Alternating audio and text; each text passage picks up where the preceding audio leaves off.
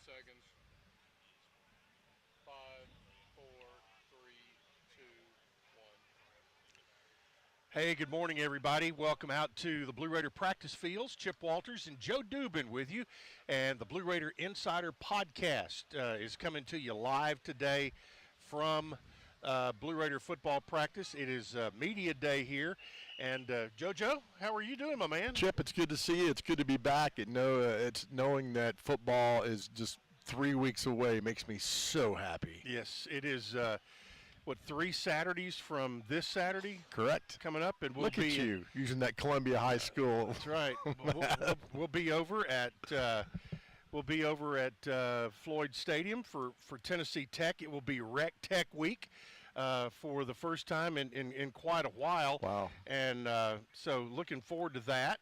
And then we'll hit the road the following week to Ole Miss. Then back home for a couple of weeks for against Western Kentucky on the 14th, the Open Conference USA play, and then Duke for homecoming.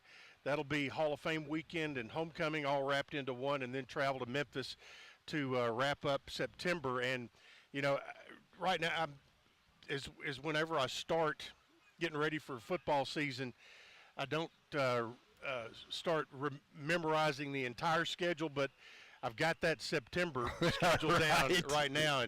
And you know, we're going to start this thing off here this morning, and glad to have you all with us. And the boss is here, Chris Massaro, Director of Athletics, and he is here to we'll get the – Nathan, let's get him squared away there. There we go. All right. There we go. I can – supposed to lead a department, can't even put on a headset.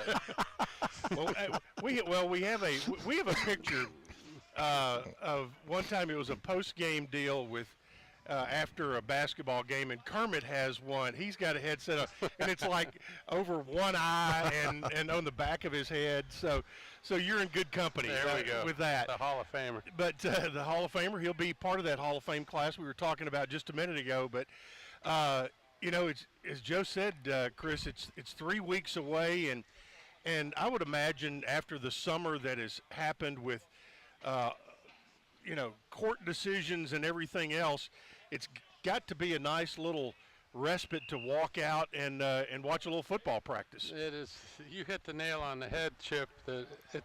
This is the only normal piece that our industry's had, you know, and I think the fans are excited about that because they get tired of reading about all the courts and the rulings and the injunctions and the, you know, and the new conferences and all that. They just want to see college football, and so once we get into the games, you know, it'll normalize itself for a little while, and I think everybody's looking forward to that. Not only, you know, Field of Dreams has that thing where, you know, baseball's the constant of our life. You know, for us, it's football. So to get out here, all that stuff can happen away from the practice field and the game field. But at the end of the day, it's about these kids, these coaches, and the game of football. So anytime we get out here, Chris, to be a part of this is amazing. Yeah, it's fun, you know, and to see and to watch progress and those kind of things. And obviously this preseason has got a little more focus than maybe the last couple years because there's so much new. From the new coaching staff to new players. I mean, we've got 59 new players, and, you know, I mean, geez. Somebody was asking me what number somebody was, and it's like, God, I got to learn the name. Well, let alone the number. Well, besides all the new guys, all the old guys have changed numbers. Yeah, from last year. They're just trying to make you do a little more prep work, Chip. I know. Well, and I made sure I got Wayne Gross a copy of the roster very early, which that's the key to any success we have. But you know, when Derek Mason came in mid-December with about a week to go before signing day, obviously there's some things that were he was coached up pretty well on things that I think the fan base wanted. I'm sure administration wanted, and he's been out and about in town. I joked with him on the Conference USA media day, you know, there's a joke around town, if more than 4 people get together for lunch, that Derek Mason's going to show up, and which is great, and people have really enjoyed getting to know him, and you know, it's all going to come down to, you know, what happens on the field, but as far as his staff and his players getting out and being around in town and drumming up excitement, you've got to be happy with what's going on. Yeah, I'm thrilled. You know, and that was a big part of our interview, that, you know, as we looked at our football program, and, you know, and you see where it needs help, and those kind of things, and the community and the team, that connection wasn't there, you know, and it got worse every year. And so we had the mindset in the interview process that, thinking about women's basketball, and this was sort of my frame of reference, like, Rick Insel goes out and makes you think that you can't possibly play a game. He would be hurt if you didn't come to the game, you know, and this is our team. This isn't Middle Tennessee's team. That's our team. That's that we're a part of it, you know, and football didn't have that. It was like, how's Middle doing? Oh, Middle's not very good this year. Middle went to a bowl game. It's not, we went to a bowl game, we did this.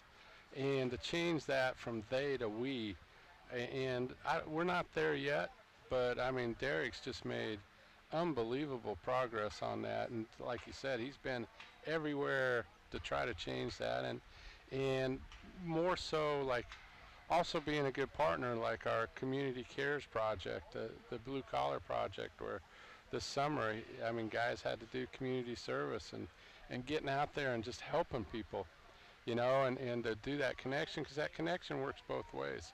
And he did everything in his power the last 7 months, 8 months, just to make sure that we could forge those kind of connections. And also, further than Coach Mason, these assistant coaches, I see them everywhere. Yeah. Everywhere not being Murfreesboro, Chris. They are everywhere. Yeah, and that's important too, and that's a little change of philosophy. I think that Rick wanted to make sure his assistant coaches kind of had that work-life balance and didn't ask him to do a whole lot out in the community. And I think that hurt us, because he had some guys that could really do well in those areas, like Tommy West and Schaefer. They were head coaches, you know, and would really do well at that kind of thing. And so what it sort of evolved, that nobody had that sort of connection. There wasn't that connectivity to our alumni base, and so we needed to kind of rekindle that. One of the other things that's going on right here at the practice field, you hear the sounds of helmets popping and whistles blowing, but you also hear the sounds of cement trucks backing up, cranes moving, hammers hitting steel over there. It is amazing. Every day you come by over here, there's a difference in the new Student Athlete Performance Center. So the Bill Blue project is moving right along. It is, and we're so excited about that. And a year from now, Chip, we'll be occupying the building. We'll be doing this from upstairs. We will. So it'll be a lot more comfortable.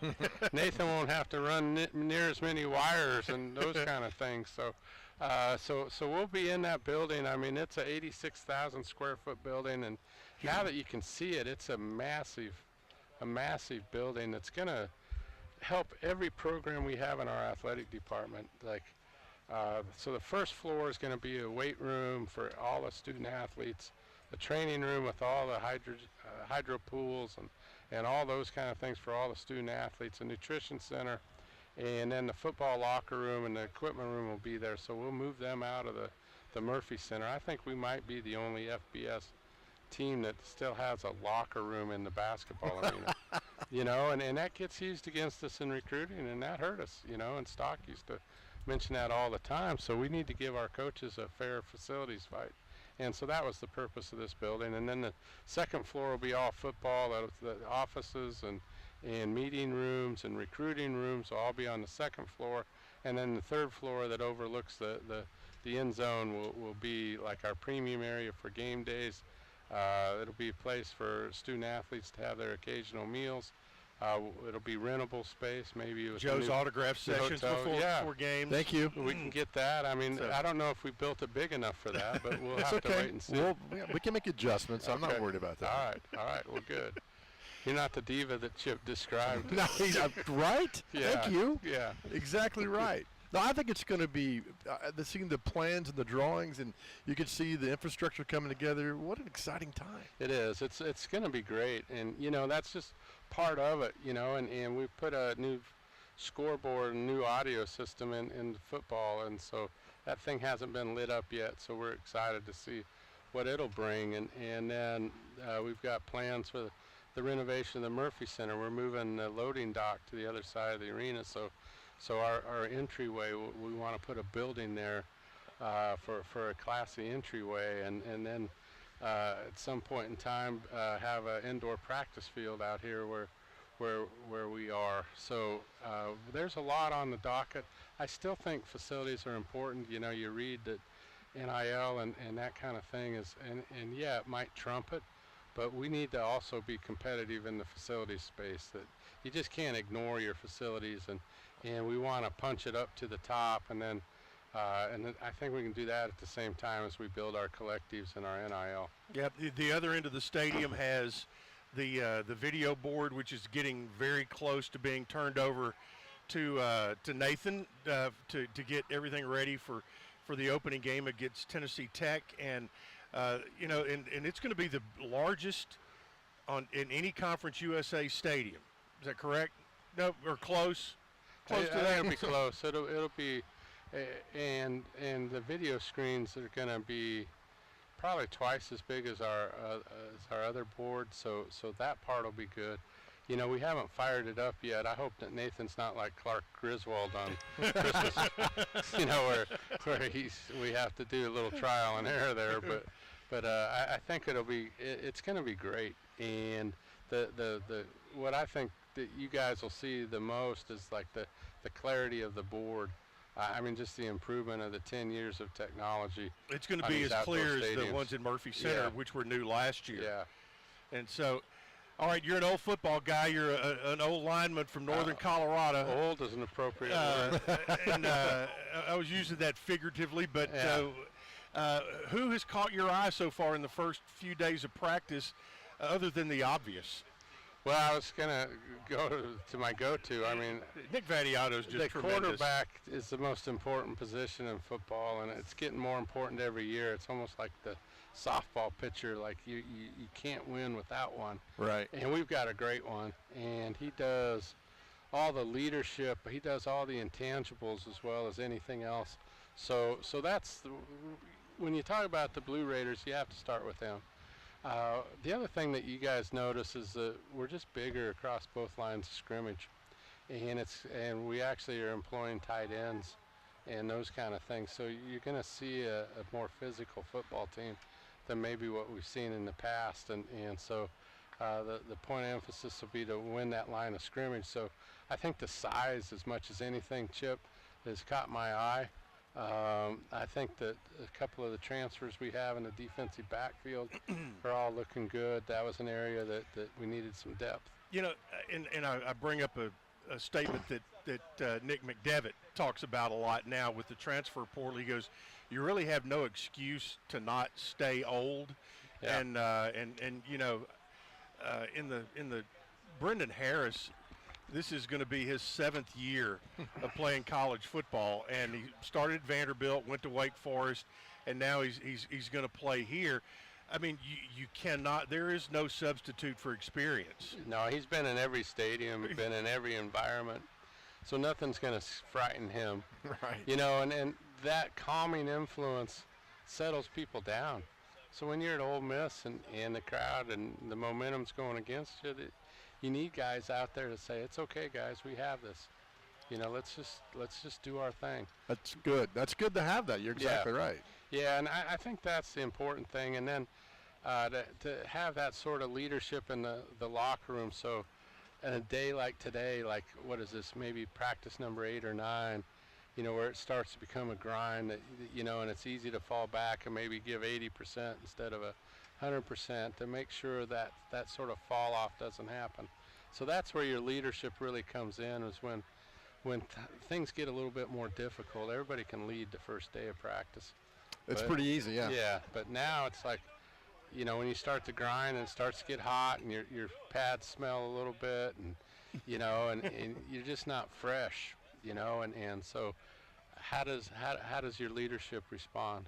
Boys become men. I think one of the best things about this season that nobody talks about, which I love, is you're starting at home versus Tennessee Tech. So for us old school Blue Raiders, that's a huge rivalry. That's a great rivalry. We remember those games, and it's at home. And I don't know, it's just something fun about that game. Yeah, and it's Derek's first game, so I mean there's gonna be a little extra special on that game, and our September home schedule is really perfect. That we've got the old rival in Tennessee Tech, then we've got the new rival in Western Kentucky, and heaven knows that we need to put a knock on their head that they've beaten us too many times lately. And then we have a Power 4 opponent in Duke, and Manny D is on the other sideline. So, Right. So those are in September, those 3 home games are fantastic. So check your calendars. Come to all 3. If you can only come to one, pick one, because they all are intriguing in their own way. Well, I think it's great because you start the first game at home against Tech. You can work through a lot of things. You can work through. By the way, is the totem pole going to be on the line? Because it's got a nice home It's right there. encased, but you know what? We're competitors. Let's put it out there. Where is it now? It's in the It's in Hall of Fame. Oh, The Harvey. Uh-huh. Yeah. They call it. They have a different name for it, Shinny Ninny, but it will be Rec Tech Week, and for all you old heads out there, you know what that means. And so it's going to be Bobby Wilder's their new head coach, who did a really good job at Old Dominion. Yeah. And I think he will give. They'll be fired up. He will give an infusion of energy into the Tech program that they haven't had in a while. Yeah. So let's on record. Are you willing to bring the totem pole back Let's out? go. Man, we're competitors. You heard it right here, making news. Let's go. When news breaks, we fix it. That's right. Well, let's not be afraid of anything. Let's go. I love it. I like the fact that you're starting at home. You're not at Alabama, Yeah. at Missouri. I mean, you're at home. You can work through so many things and gets the crowd fired up, gets the community fired up. And it's a team people around here know, and you're coming into your house. I just love that. Yeah, and it's going to be a great night. So, I think local rivalries are the best. And if you can, like Frank Broyles said, the best games are when you can drive to somebody else's campus and hate every minute of it. and so the Tech people, come on. Oh, that's a on. great Yeah, line. Yeah. What makes it fun is when that place has, 25,000 in there. It's going to have some juice that night. It brings some juice, and don't be just sitting back, folks, and saying, "Oh yeah, I'm True Blue." Well, no, get in there. Then you're True Blue. Yeah, let's Get your give tickets. This team the lift it deserves, and its coaching staff. Let's get them off to a great start. Remember where you came let's do from, this. folks. Yeah, come on. That's what I'm saying. I was telling Joe that I've memorized the September schedule so far and trying to get into that. But you got 6 home games again this year, and which is good. We went through a couple of years where we only had 5, and Right. man, it seemed like we were getting on a plane every weekend. Yeah. And this year, even with the road games, you've got 3 that are very drivable for fans. We but do. we're more concerned about getting them into Floyd Stadium. But going to Ole Miss, going to Memphis, going to Jack State, all of those are going to be places we haven't been in a little while. And but it's a place where the Raider Roadies can get out there and go. Yeah, and I'm excited about all 3. That they all have their own little stories about it. Obviously Jacksonville State with the conference game and the comeback they had against us in the second half last year. That We don't talk about that. feel like we owe them one. You Yeah. know, I mean so that was a brutal night, and then Memphis, obviously that's fun having that rivalry kind of be resurrected, and they'll come Is that to our one? place. Is that how many games is that? It's a 2-game series, and I'd like to play it more, but right now I think they come to us in 2 years. It's not immediately next year. I think it's 2 or 3 years later. So they'll be coming to Floyd Stadium, and let Derek kind of build his program and knock him around a little bit inside Floyd Stadium, and go out there and give them everything we got, you know, and they're one of the better group of 5 teams this year, so that'll be a heck of a test for us. We're just going to get frequent hotel points because I think we're staying at the Same hotel for Ole Miss and for Memphis. So we'll try to double down on those points. My vivid moment from 2023 was Chris Massaro on the sidelines at the Missouri game. That play right in front of you, which one that we were not happy with, and obviously you were not happy with. No, and you know, it's what happened is that. What was it, a 3rd and 15, and we're going to get the ball back with, a minute and a half left, and we've moved the ball all day long, and then we get this interference call that, in my view, that the you were right there. Played it perfectly, and we got the call go against us. So defensive pass interference, first down, they could just kneel out the game. So, yeah, that was pretty upsetting because. You know, that was a big game, and our team played well. Yeah. And we were right in it at the end, and I think we just deserved to have the fate be in our hands. And that never happened, so I don't know if we'd have gone down and scored or what, but I'd like to find out, you know, and leave it out on the field. Yeah. So, yeah, I've had a lot of people comment about that, and so I did give the referee a little bit of an earful, and because it was right in front of me, you know. There may be video evidence of that. Hey, you're just a fan. There is, and, you know, and and I don't say it very often. I don't get that demonstrative very often, but man, you got to fight for your team sometimes too. And I tell our coaches, like, I want them to be composed and those kind of things, but in a competitive situation, you know, that there's nothing wrong with with showing your emotion. Yeah. One of the things that you've talked about during, and I'll give Steve Lehman at Channel 5, he's got a series going that started Sunday night that's going all week, and it's called Paid to Play. Very interesting. You're part of it. Dr. McPhee's part of it. Several other college administrators around the area are part of it. Kind of, you know, giving fans a realistic look of what is the landscape of college athletics right now. And it is, for fans, it is so boring to think and talk about, because here's what's in front of us today is what they want to talk about. But your phrase, don't be afraid of our future, and kind of tell folks where you're coming from on that and why you say that. You know, ever since I got this job at MTSU, and I've been really, it's one of the great blessings of my life to have this job, and so that was about 20 years ago, and every time there's new legislation, something new happens, that some of the first reactions, oh, that'll kill the group of 5, or that'll really hurt the small guy, and those kind of things, and we've always survived, you know, and I believe in the college football industry, and it's changed, you know, and we'll have to go through some hardships to adjust to the change. But the long-term future, what we have here, particularly at MTSU, I mean, this place is fantastic. We're adding some facilities, and that's going to last us the next 20 years. So let's look at this place 20 years from now with the population growth and the economics that we're experiencing here. Man, this place is going to be totally different, Chip, and we're not an outpost. We're not Toledo, Ohio, or Bowling Green, Ohio, or Huntington, West Virginia. I mean, there's a lot of growth in this area. So I'm bullish about our future, and every time somebody writes, and, you know, the House case, oh, this is going to kill schools like Middle Tennessee. No, it won't.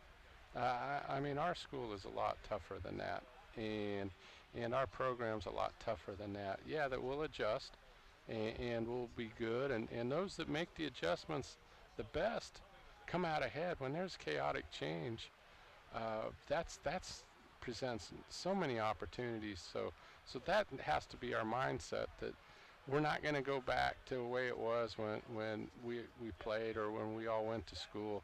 That's not possible anymore. So this new environment We just have to adjust to it, and we'll be fine. I mean, Middle's got so many great assets to it, from the people to its location to a great university. I mean, how can you not be bullish about our future? So let's not be afraid of the house settlement. Let's not be afraid. Let's not fear our future. Let's embrace it, because it's going to be great. You know, and the other part is that I get so tired of, you know, when people start looking at college football or basketball, that there's kind of an attitude sometimes that, you know, if you're not in the national championship game, what good are you? I mean, there is still so much good football at every level. It is fun, you know, and it's even more fun live. I mean, the 70-inch screen in high def is one of the worst deterrents as far as buying tickets, when you can sit there in your yard, but it is still nothing like being there. Well, and here's what, you know, and speaking for the group of five, that, and this isn't being talked about enough, is that we now finally, maybe the first time in our history, we have access to the playoff. You know, and so a group of 5 team will be in the playoff. So let's play this out a little bit. That, and in the old system, like, you had to be in the top 4. You know, and Cincinnati was pretty darn good that year. And they ended up playing number 1. And it was a good game for about a half, and then I think it was Alabama stretched it out. You know, and history's showing us that 1 versus 4 is really a tough matchup. There's been very few really competitive games in that 1-4. But now all of a sudden, with a 12-team playoff, that first game is a 5-12. And there are a group of 5 teams that are going to be good enough to beat the 5. Or maybe the 6 if we get a better seed. So we have a chance to win some games in the playoff, and that part is exciting. That gives a little bit of an NCAA tournament feel to it. I think that's going to be great. So we now have access. So let's go ahead and let's try to be the best group of 5 team, and let's get in that playoff, and let's pull a Michigan State. Let's go see what happens, man. Yep. So I'm excited about that, and I think that of all the changes that have happened and will happen, that's got to be one of our tenets. I mean, we need to stand by a couple tenets. One is education, and the other is access. We can do all the breakaways and all those kind of things that it is desired, as long as we got access to the NCAA tournaments and the college football playoffs, so we can compete. Then I really don't. I'm not too concerned about all the other stuff. So when you hear Sankey come out talk about all that, you know, hey, a 15-13 Georgia team is better than a 24-4 middle team, all that. That makes me mad. Yeah. Right. And I got to think for other group of 5, that's got to drive you guys crazy when he says that. Well, I just don't like where we talk out of both sides of our mouth. Some of these big leagues, and you know, and they've made the conscious decision to go to 16, and then all of a sudden they're saying, like, well, you know, like, if we finish 8th or 9th in our league, we still need to be in the national championship picture. Well, do you really? Right. Because you've already been proven over the time that you're not even in the top half of your conference. You know, and so sports are built on the David versus Goliath. Thank you. That we just want that rock. So nobody would think that St. Peter's could have done what they did. Nobody would think that Florida Atlantic would have done what they did. Oakland. You know, and Oakland, and you know, and those kind of things that happen, and that right now everything that they try is stacked against you. That those big guys in basketball won't play on neutral sites against mid-majors, and they won't leave. So the only time you can get them is in the NCAA tournament now, and I think it hurts them by not playing those kind of teams, because there are examples where these are still team sports, and if the team's better than the individuals, the team's going to win, and you see it all the time in the NCAA tournament. And I think you'll see the same thing in football. All right, Chris, we're going to let you move on to some other media folks up and down the road, but here, 30-second elevator speech for our fans that are watching you right now to get out here on on August 31st. Well, and I think Joe hit it. I mean, it's our traditional rival. This is an in-state game. It's Derek Mason's first game. It's 50-some newcomers' first game. So let's come out and give these guys a lift. You're going to And need I to buy a guarantee program you- that night. Yeah, I guarantee you, you'll be entertained. You'll see a team that's going to really play hard and execute and show some emotion. All right, Chris, thanks so much. All right, thanks, Appreciate guys. it. Chris Appreciate Massaro, you. Director of Athletics, joining us here on the Blue Raider Insider Podcast. Chip Walters, Joe Dubin here, and we're going to bring the young man, the pride of Dixon County. Turn that around. There you go. Special teams coordinator Luke Pascal joins us, and Luke, how you doing? Good. What's it like being back home, my man?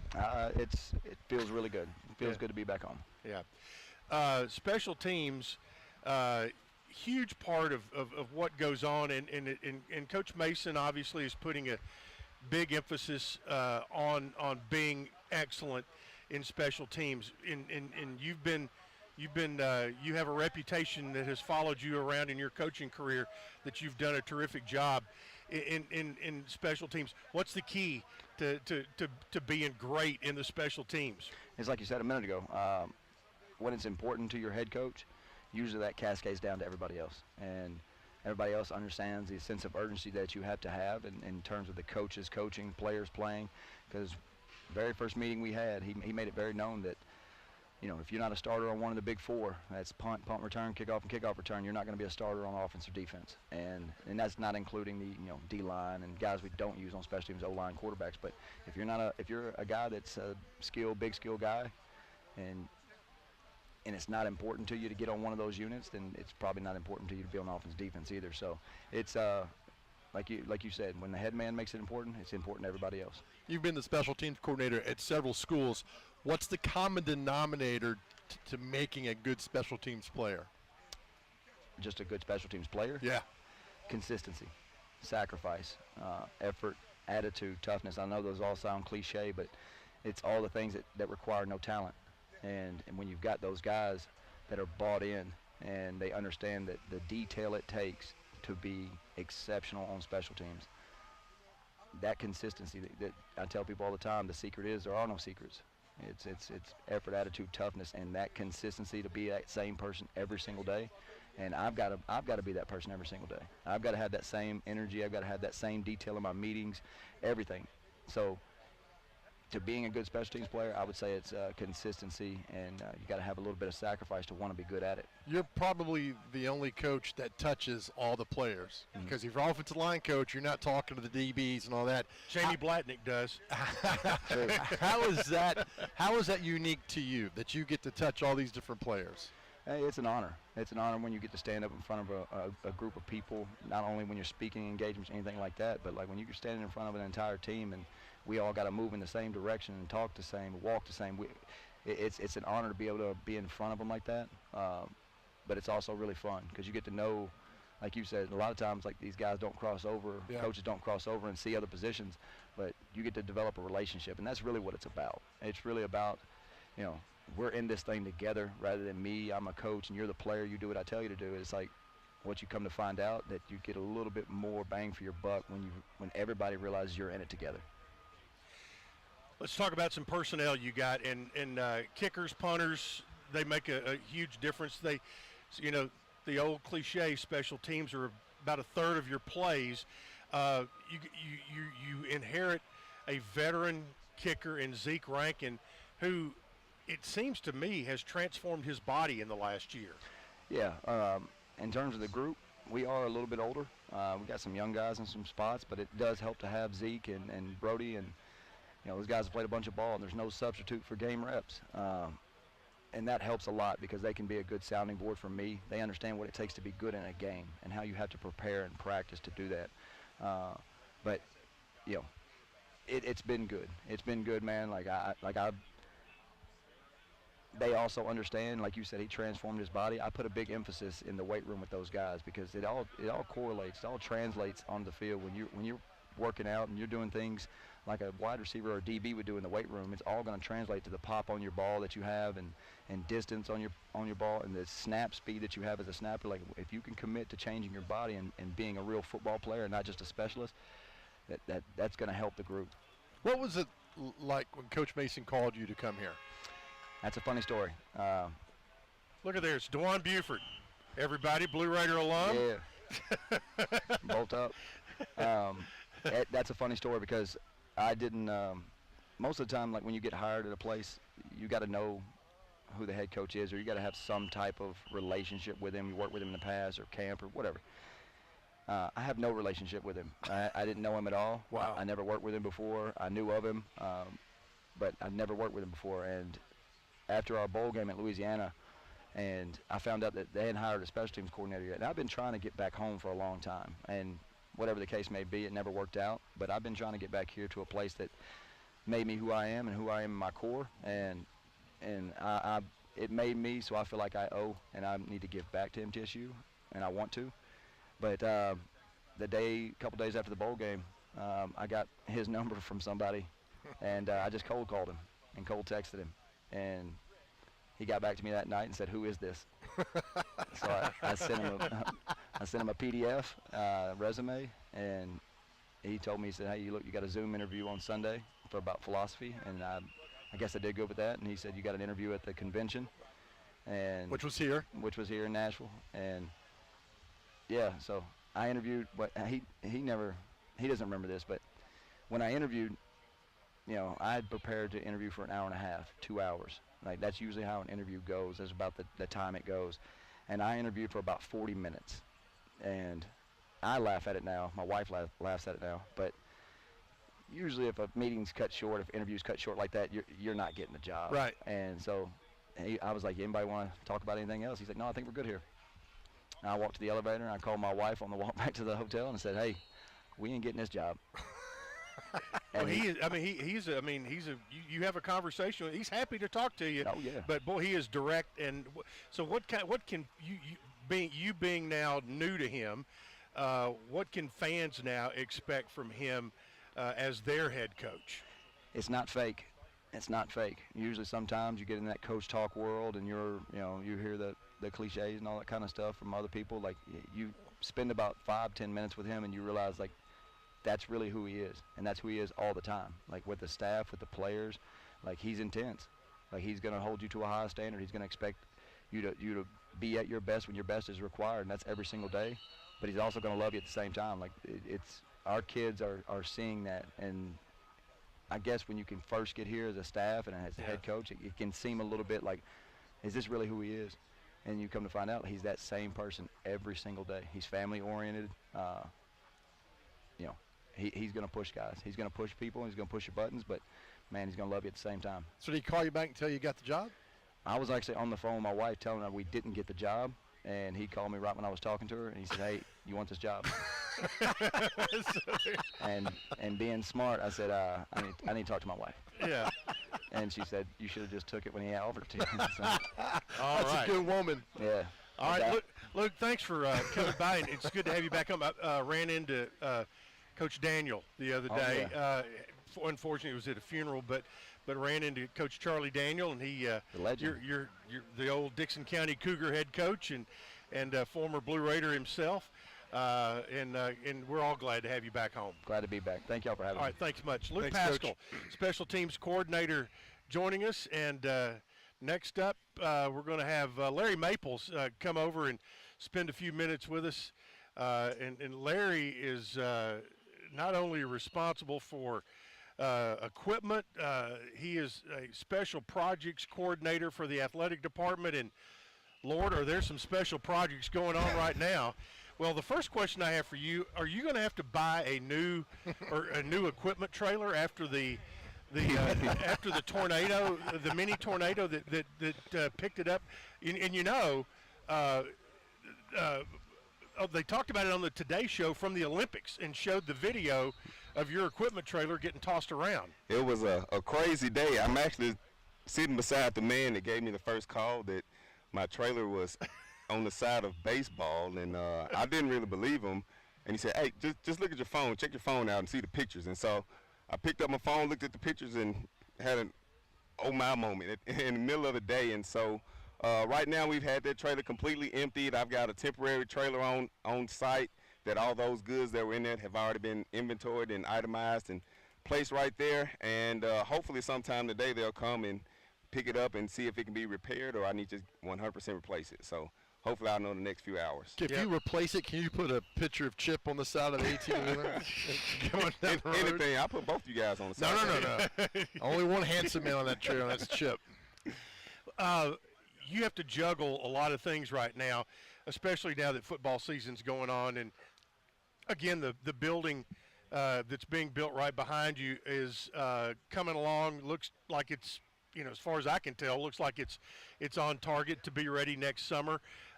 You guys have meetings, and you get a real full download every Wednesday 100%. from the parent company, the folks who are building it. But kind of give us an idea of the projects that are going on, and kind of give folks a little 2-minute update on where things are right now.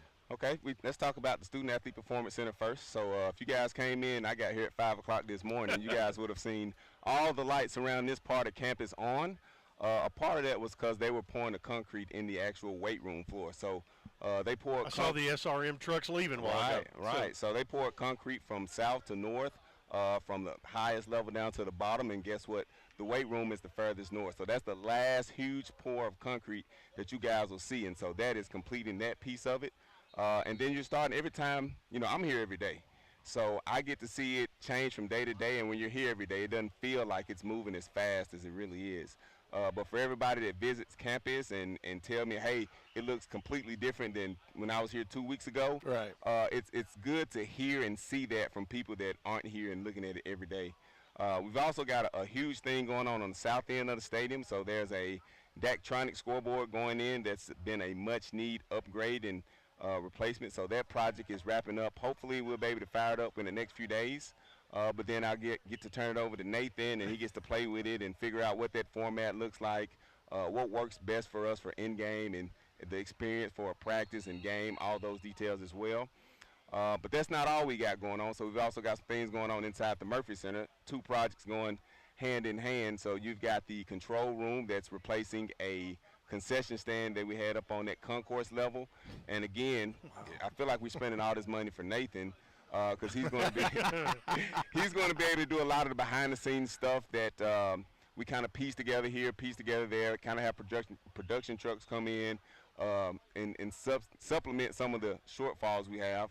But we'll be able to do all that in one spot. And then last but not least is the loading dock that's going on in the Murphy Center. So again, because of the SAPC, we lost access to Murphy Center, and we had to figure out the best place to service the Murphy Center that made sense. And again, we've got plans in the near future here to beautify this entryway here. So what we didn't want to do is put an ugly loading dock right here. So we found a nice home for it on the back side of the Murphy Center that is accessible and it makes sense for the daily operation of it. Well, and when the one thing that middle alums going back to 1972 will be happy about are those damn steps leading up to the upper level of Murphy Center are going to be gone. And there's going to be a nice big grand entrance there when it's all said and done. But that building holds a lot of memories for a lot of folks, and what you all are going to be doing is going to be enhancing it. So let's kind of turn the page to the other part of your job now, of what you've got going on in football. I think there's a lot of folks, we've seen a little bit out on social media. Going to be much change to uniforms this year, headgear, things like that. What can you divulge? Well, you guys have already seen our new uniform release. So we did a royal and a white one this year. Plan to do some more next year. But when Mace got in, we kind of sat down and just went over, like, what do you want to see change? What are you used to? What makes sense for what you're used to wearing? Again, he's a stylish guy, and so I'm trying to make sure we have those pieces on the sideline, even for our athletes. So if you look out here at practice today, there's a major change from what we wore in the spring. And so in the spring, you saw us put everybody's Instagram handles on the back of their jerseys. And now we have the ability to do what's called sublimation in my world. So I can go ahead and get stuff pre-printed, and when they come in, it's 100% done. And I told them this idea and pitched it to them. And like, instead of doing their specific name, so we can have a little bit of, everybody knows what the turnover with the transfer portal and all we got going on. Let's go ahead and showcase MT Football Instagram on all of them, and we kind of clean that up a little bit. So he gave me some free range to kind of do some of that stuff. You'll see a little bit of, the small details. So we talk about pant color, shirt. He doesn't like polos on game day. So that's a huge difference from. He does not like polos? No, sir. No, sir. So you will not see a polo on Coach Mason or the staff on game days. Interesting. What will they be wearing? It's we call it a UV top in my world. So it's a short sleeve and a long sleeve, depending on what part of the year we're in. But just a UV T-shirt. Love it. Gotcha. Well, I've got your number here. I'm going to text you our sizes so you can make sure that Joe and I are geared up correctly leading into the fall. I got to make sure everybody looks good. Yeah, but like within the next hour. Yeah. So As soon as we get off the field, come see me. how many hours a week do you work? Ask his wife. I've never really calculated. Because every time you're always here. That is true. That is true. I'd say 90.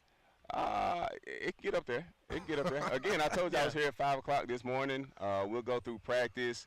My guys stay behind because once the guys get off the field, there's a lot of breakdown and setup that goes on behind the scenes. So they'll break down. We'll go grab some breakfast. While they're at breakfast, I'm putting a game plan together for what they're to do after breakfast. When they get back, I give them about an hour off, kind of do whatever you need to do, take a nap, do whatever. And then we get fired back up and just rolling with any and everything you think of from equipment. Again, we've got a trailer that was flipped, so I need to inventory that stuff. We got to get stuff for a travel game, so we're building travel bags. We're building additional helmets throughout the season. I've got my road game trunk guy that's over my coaches. He's going ahead and make sure everybody got shoes, pants, belt, girdles, any and everything you could think of from a coaching aspect. He's gearing that stuff up. And then I've got a new, what I call my tech guy. So what's new in the equipment world this year is this Coach to Player headset. I want to talk to you about that. Yeah, so it's a ton. So literally last week, maybe last Monday, I had no idea how it was going to work, but I knew the equipment was coming. And so it showed up. Me and Zach, one of my student managers, we sat down, got on the phone with Coach Com, kind of went through a whole tutorial on what works, what doesn't work, what are best practices. And so right now we have the Coach to Player Coach Com set being ran out here. So you see they're doing it out here at practice. They're doing it right now out at practice. And so all the coaches that need that capability have a wireless headset on right now, and they're running around. And anytime they need to communicate to whoever that guy is on the field, they're pressing a button on the side of that piece, and then they're doing it. So the practice piece is almost like plug and play. It's when you get into the game day piece, it's a whole nother set. They use their Coach Com game day set, and then we almost put the same thing we got on right now in a helmet at that point. So there are two mics inside of it, two speakers inside of it, a receiver and a battery that we're all snugging up in that helmet, nice and firm. Now every quarterback is going to have that in their helmet, right? Correct. We have. How many defensive players are going to can wear that? Right now, our setup is for 4 on offense, 4 on defense, 1 on the field at any given time. Okay, and am I correct that person can be identified with a green dot on their helmet? Is that correct? That is correct. So right now we've got 6 out here, so 4 for quarterbacks and 2 it's a safety position, and once we figure out who those other 2 are, they'll be updated as well. So does it work like the NFL? And it's turned off when game situations. It's turned off with 15 on the play clock. 15 seconds on the play clock. So it's a nice little piece. If you look down on the sideline, on our home sideline during the game, on our Coach Com box, when that thing cuts off, there's going to be a red light that ignites. So as soon as that thing ignites, you know that those comms are dead. And there will be isn't there an official that will be in charge of that? Is it like the replay guys or is there a new? There's a new dedicated official that his sole job is to press this button 15 seconds on the clock. Wow. Crazy. And it's going to be interesting. Is anything else from a rule change, equipment change, going into this year that pops into your head that fans might want to know about?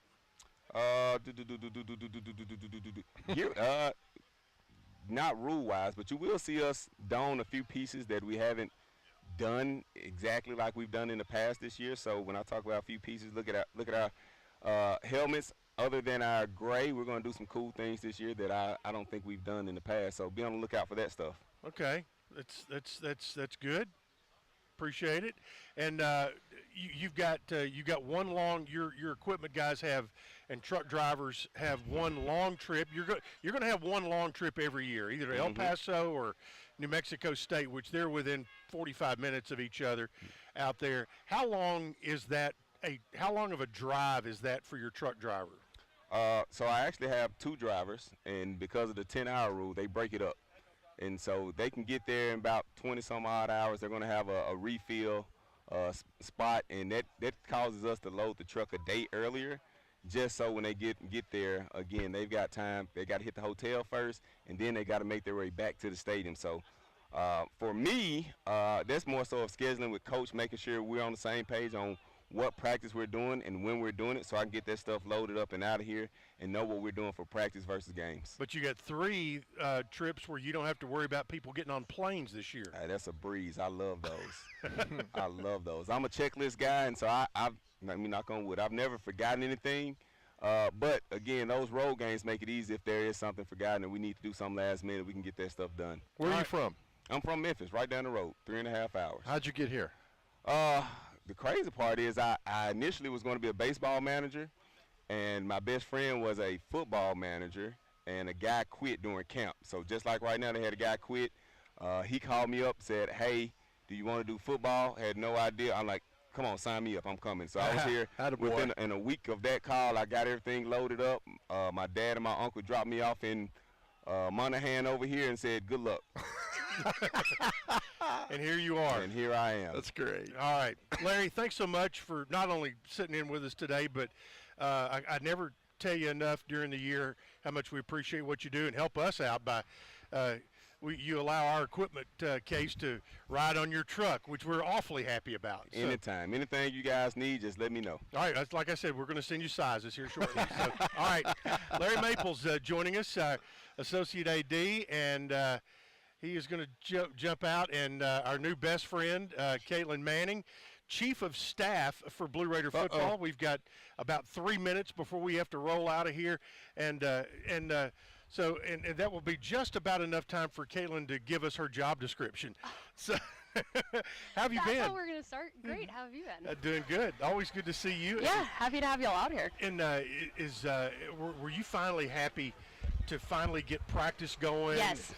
And because all the lead up, because you're the one who's in charge of making sure everything, all the players have all the stuff that has to be ready and all that. So I'm sure once practice got here, they're out of my hair for a little bit. Well, but they're still in it. You know what I mean? Like, lots of the ancillary stuff has gone away, but now we're all day. I mean, they get here at 5:30, and they're here until 9 p.m. So we're going all day, every day. Yeah, and the other thing is, what people don't understand, and a big part of your job right now, is these guys have to eat. And so you have become best friends with the folks at Aramark. Yes. And you've learned their menu frontwards and backwards. Yes. And so what is the amount of food that goes into these guys every day? Yeah, so since we're practicing in the morning, they have like a later breakfast, brunch, lunch situation after practice, and then they have a heavy snack in the middle of the day, and then a really heavy dinner, and then another heavy snack when they walk through at 8, 9 o'clock in the afternoon, because we need to make sure they're fueled for practice the next morning. So they're getting plenty of food, and there's a fueling station, the one that we kind of created when we first got here, so they're getting plenty of fuel. Yeah. So to describe your job, herding cats? Yes. Staff and players. Yeah, because I was reading about you. I mean, you're being pulled 17 different ways every second. Yeah, and my inbox is currently exploding because we also have fall travel coming up because the season's coming. So like all of that runs through me. So that's currently my stressor. I get it, but it's still fun. Oh, we're having a blast. Right? It is. I know it is. And we have a fun staff. We've got great guys too, but our staff has fun. We have a good time. Good. Tell you, also one of the other things you do is prepare for travel, and that means lanes, trains, and automobiles, and airplanes, hotels, all of that, and coming up with schedules, all that kind of stuff. Is everything put to bed, ready to go, Yeah, at least for the first month of the season? Yeah, we're ready to go. Somebody was in my office the other day, and I was booking post-game meals for November, just because I was like, I might as well do it. It's the same people. But everything's ready to go. We're ready to get rolling. Menus are finalized. All the things are ready. We unfortunately have lots of evening games on the front, which I know is good for the fan base, but operationally it's like, okay, we got to entertain these guys all day, and we've got to feed these guys all day and stuff like that. So we've got a lot of late games on the front end of the season, and then we've got some mid-afternoons at the end, but we're ready to roll. Yep. Talk about this staff, and because you're involved with them on a daily basis, and some fans have seen Coach Mason out there. They've seen some of the other coaches, but this group of coaches, I think, as fans get to know them more and more, are really going to like them. Yeah, they've all got different personalities and great personalities, so they keep me entertained for sure. We've got some young coaches that are full-times this year, and then we've got some that are a little more experienced. But we've got a lot of young QCs, GAs, analysts as well, which is fun. We've added, I think they were at 4 last year, we're at 7 this year, so that's been a good experience. And then our support staff has grown incredibly. So our recruiting department's not here today. They're at the recruiting symposium in Nashville, but our support staff has also grown. So we're up to like 35 probably. And people. you got a ton of social media folks, Yeah. and so there's a lot of content being put out by all those folks. Yes, So. yeah. Caitlin, thanks for coming by and on short notice, and Oh yeah. appreciate your time and your efforts. for Real sure. quick, how many steps a day? 25,000? So this is actually a great question because I've been tracking it closely. Right. Last week, I want to say it was on Thursday or Friday, I had 32,000. And I was like, I think I'm ready to go to bed. Wow. But it wasn't that many yesterday. It slowed down. That was just like the first day of like Right. this. Oh, that's great. But yeah, it's up there. It's up there. All right. Well, you need to get to know Caitlin Manning, and Chief of Staff for Blue Raider Football. Thanks so much. Thanks, Chip. Thank All right. you. Good deal. Caitlin joining us. And that is going to wrap it up for this Blue Raider Insider podcast. JoJo is about to go on 102.5. The game, he and Chase McCabe. And I will be on WGNS radio from 9 until 10. So the action just continues to roll on here from practice. And I'll see you August 31st. That's great if I don't see you before then, which got I'm it, pretty baby. sure I will. You're right. All right, that's going to wrap it up for us. We will talk at you later. So, folks, be loud, be proud, be blue. Don't forget, Fan Day coming up August 24th. Be out here at Floyd Stadium. See you in a bit.